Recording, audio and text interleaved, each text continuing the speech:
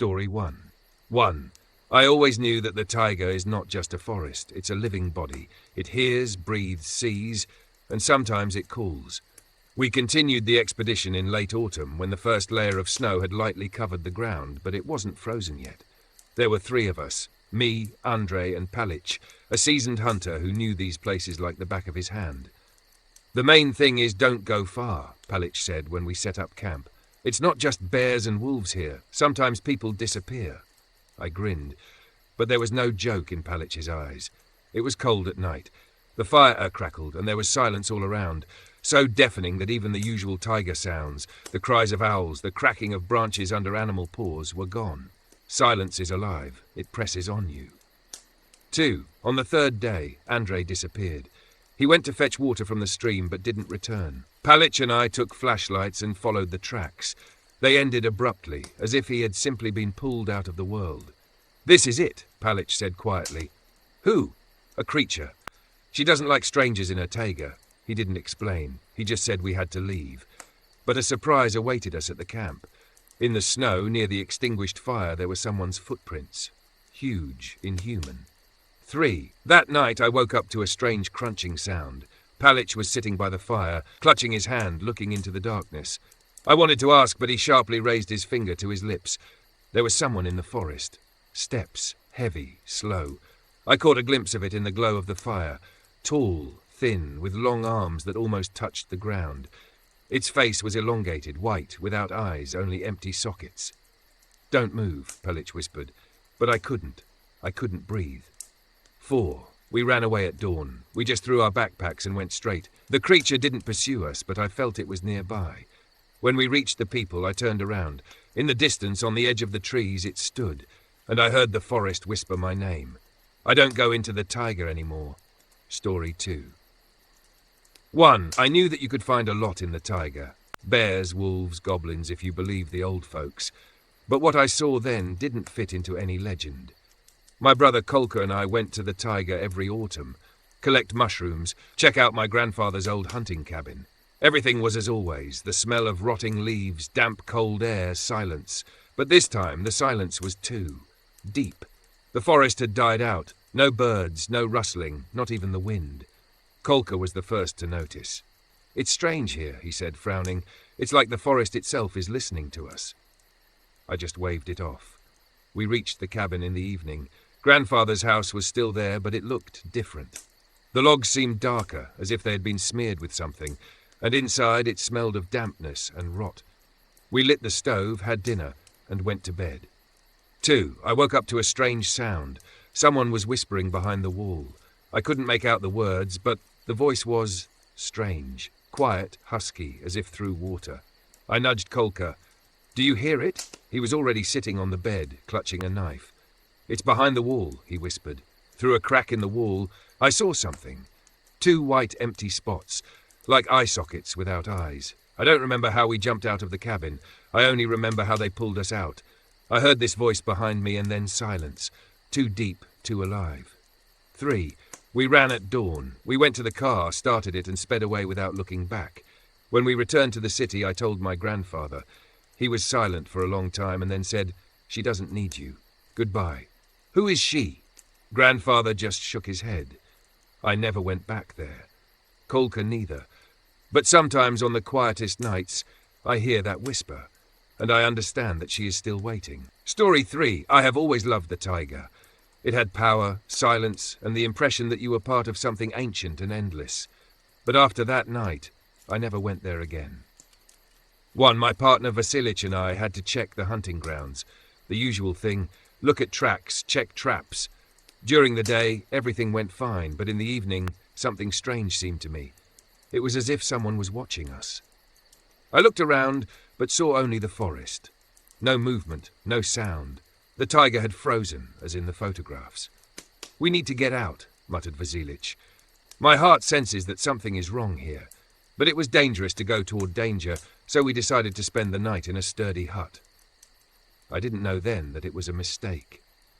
2 at night I woke up to a strange sound.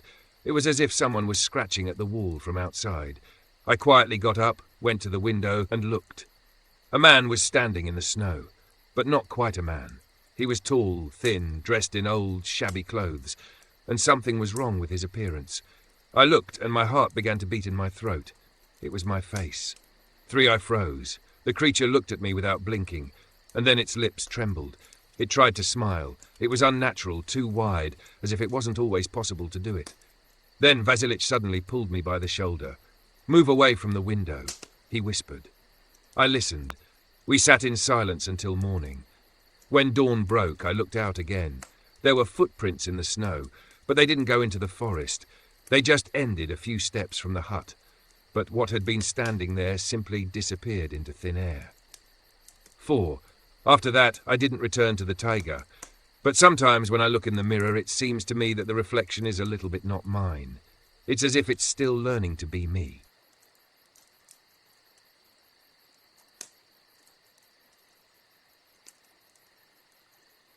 Here's the translation for Story 4. Story 4.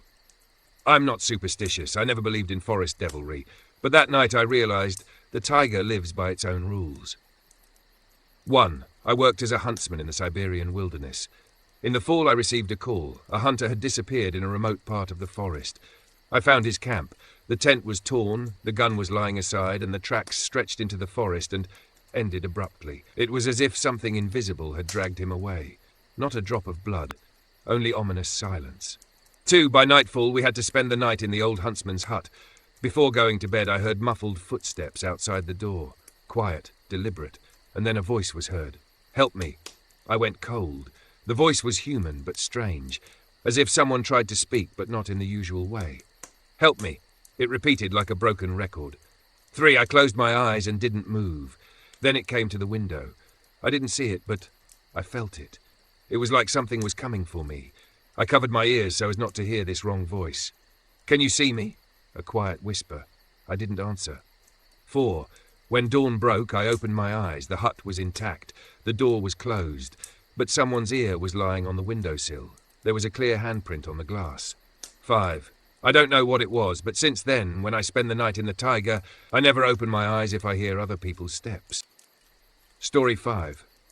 The taiga is a wild and ancient place. It remembers what people long for but have forgotten.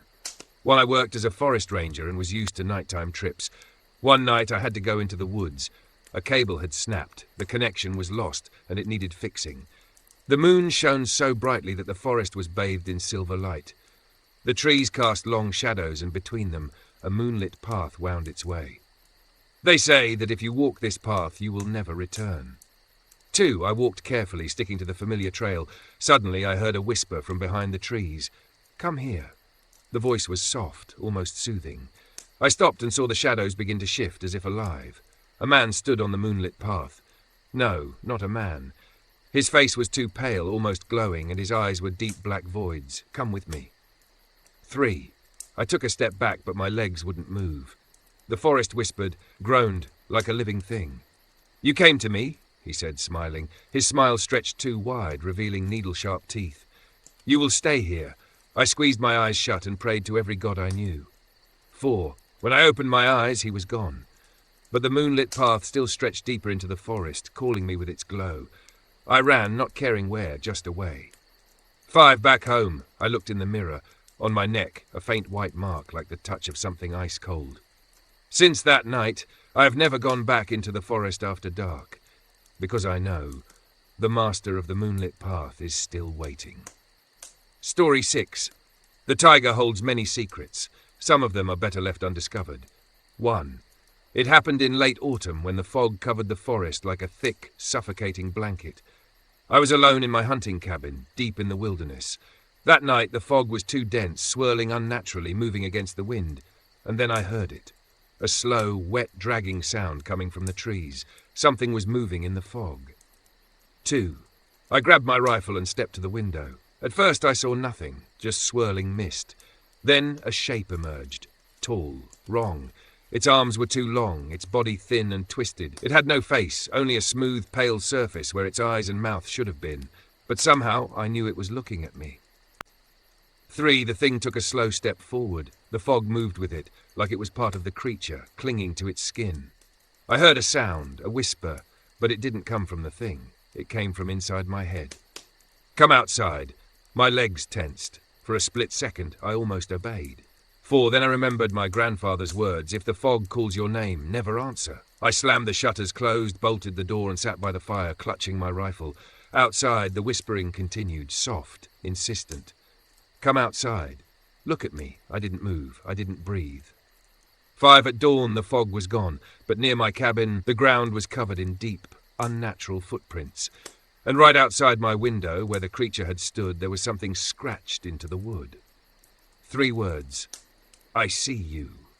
I never went back there. But some nights, when the mist rolls in, I hear that whisper again. Come outside.